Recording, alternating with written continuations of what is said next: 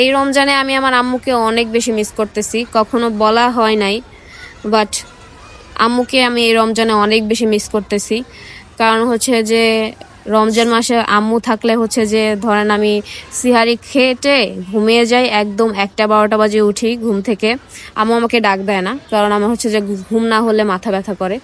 তো সিহারি খেয়ে ঘুমিয়ে যাওয়ার পরে 1টা 12টা বাজে উঠে আমি নামাজ পড়ি, গোসল করে দেন আবার ঘুমিয়ে যাই বা বসে থাকি। দেন হচ্ছে যে আবার আসরের নামাজ পড়ি, দেন হচ্ছে যে আবার বসে থাকি। আমি আম্মুকে কোনো কাজে কখনো হেল্প করি নাই, বাট এখন কেন জানি কষ্ট লাগতেছে, আফসোস হইতেছে।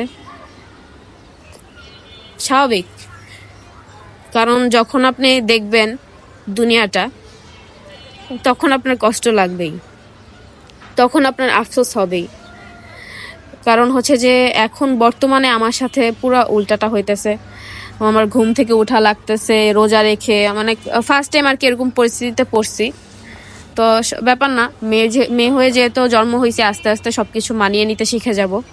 কিন্তু আম্মুকে অনেক মিস করতেছি, বলা হয় নাই আম্মুকে, আপনাদের সাথে শেয়ার করতেছি।